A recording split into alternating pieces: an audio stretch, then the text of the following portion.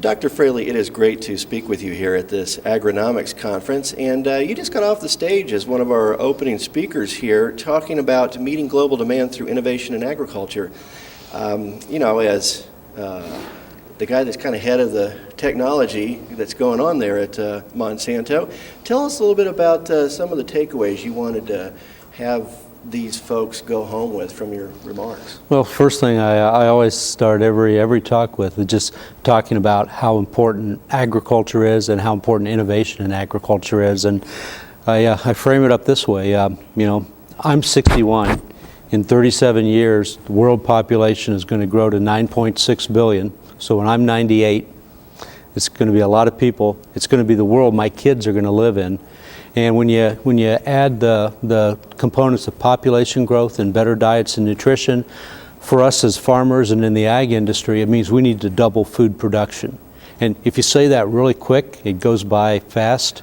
But thinking about doubling food production in the next 37 years, I think is the absolute greatest predictable challenge that faces the world today. And that's where it starts, with the need for new technologies and new innovation to provide farmers with better tools to improve their yields, to improve their profitability, and improve the ability to farm sustainably into the future. Well, you mentioned profitability, and that goes hand in hand with sustainability, as a lot of people have learned, some the hard way, I guess you might say. So looking at some of the innovations that you have already brought to the marketplace and maybe have in that pipeline, anything you might want to point out that Monsanto's doing to kind of help get us there in terms of feeding that growing population? Sure, a couple of things I'd highlight. And first, I'd start by saying when most people think about Monsanto, they think about the biotech traits, the Roundup Ready or the Yield Guard or the corn rootworm technology. And I can assure you that, there's a lot more coming in biotech traits, and we can talk about that in a minute. But I like to make the point that, a big part of our R&D investment is in plant breeding. And I am really excited about how the tools of biotechnology, the sequencing, the markers, the seed chippers, have literally changed the way we can breed corn and soybeans or tomatoes and carrots. And it gives farmers better seeds, but it gives breeders better tools to be able to breed more, faster, with higher efficiency than ever before. So we're going to see advances in biotech, we're going to see advances in breeding, and in many ways those two areas of biology have come together. In the sense that they contribute to better seeds. What's really exciting now is that we're also seeing the other great advance of this century, information technology, coming to the farm. The average tractor has more computer power than the first spaceship that went to the moon. And the ability to collect that information and deliver information to that tractor, to that grower, in terms of where to plant, what population to plant, which field to work, which field needs to be attended to in terms of insect or disease management.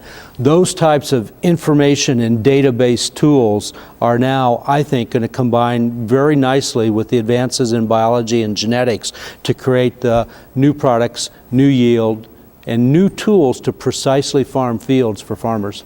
Yeah, we certainly hear a lot about the word precision in agriculture today, and it has actually now kind of applies to all areas and not just growing crops, as we know. How about a comment I heard you make this morning, I think can't be said enough, to reassure some folks who have some concerns about some of the new technology, because we're seeing consumers be more interested in where their food comes from than we have in quite some time now. But I think when it comes to things like the genetically modified food types and all that, we've seen nothing but an intense amount of research, regulation, testing, and nothing has, and it's been proven to be very safe. Yeah, it's had an incredible history. I made the comments today that, and a lot of times people are still talking about the biotechnology tools as brand new, and I reminded the group today that the first experiments using recombinant DNA techniques were done in the 70s. The first plants were made in the 80s. Those were petunia plants in our lab. The first crops reached the marketplace in the 90s. So we have 20 plus years of experience with these products. And the thing, I'm most proud about, I'm glad to see that they've been adopted by farmers in lots of countries, but these products have been used for 20 years without a single issue of food or animal safety. Their track record has been superb. It's based on the strong science. It's based on, incredible regulatory oversight, both in the U.S. and by countries around the world.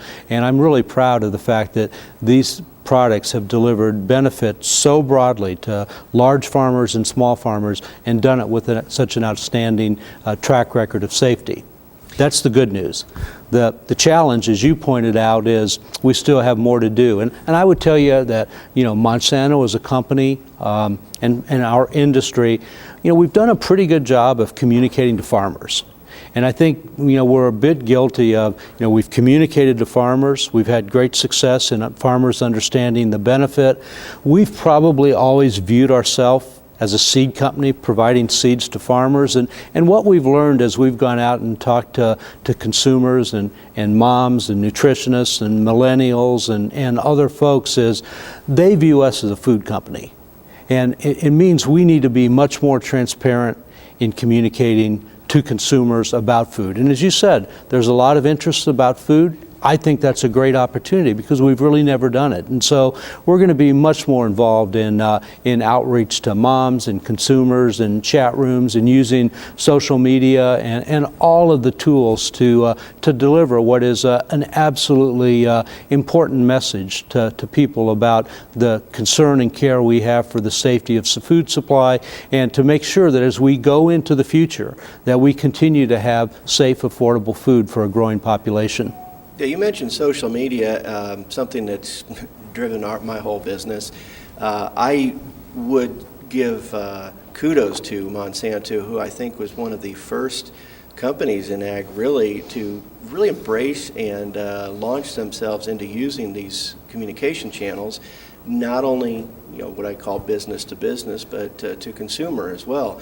You've got several persons on your staff I'm very good friends with who I think are doing a great job. So, it's a challenge, but we got those tools to use, and I'm glad to see that that Monsanto is taking advantage of that. Well, and I think the science has such benefits.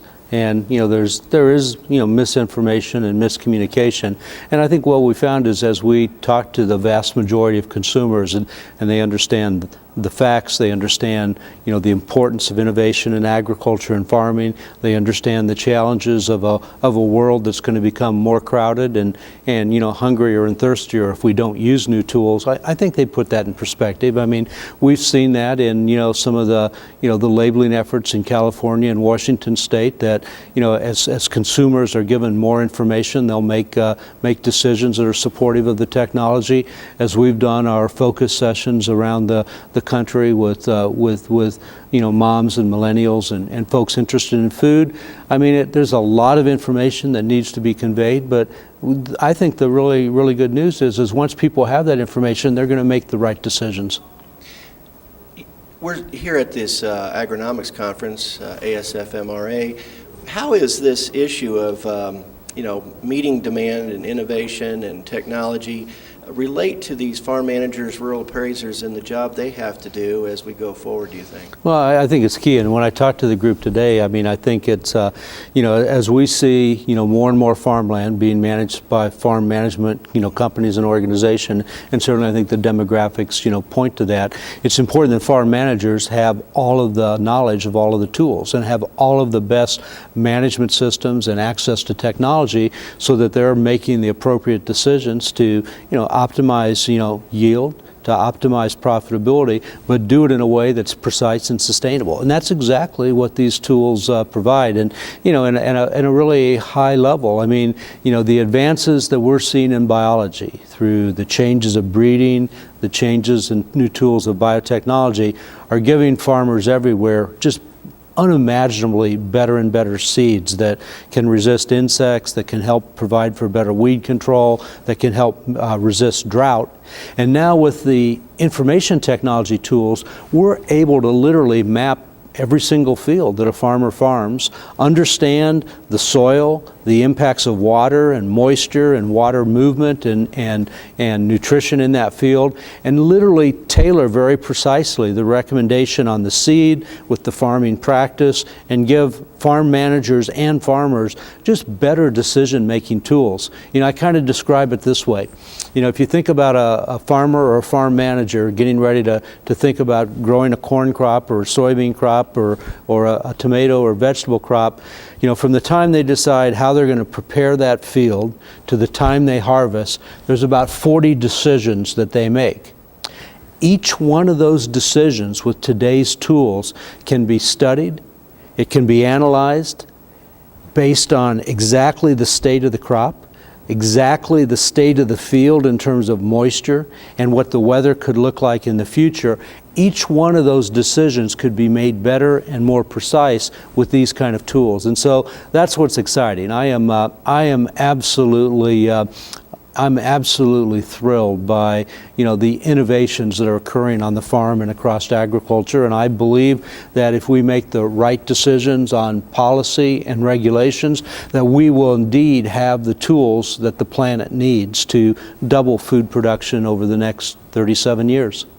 Well, you kind of answered the last question I was going to ask here, and just to kind of looking ahead. I mean, what do you see Monsanto doing and playing, and how would you be playing a role in helping us get to where we're going to need to be here once we got another couple billion people to feed? Yeah. Well, the thing I'm so proud about of Monsanto is, we're a company that 100% of our focus as a business is on farming and agriculture, and really the big part of that is how do we bring new innovation to growers, and it can be innovations in the seed, with the breeding and the biotechnology tools. I think it can be a lot of information on the agronomy and how we plant and manage that crop. But importantly, these are tools that have fit here in the United States. They have fit around the world, and it's exciting to be part of that, because I step back and don't want to be over dramatic, but I've thought a lot about this, and the challenge of doubling agricultural production by 2050, I think, is really the greatest challenge facing mankind. And it's for me, it's exciting, it's motivating, it's really an honor to be part of the effort to help meet that challenge. Well, it sure is exciting, and we just look forward to seeing what new things Monsanto's going to come up with, because I'm in this business about 30 years, and you've been right there along with it the whole way. So we appreciate you taking some time to visit here at the Agronomics Conference, and I'm Chuck Zimmerman reporting.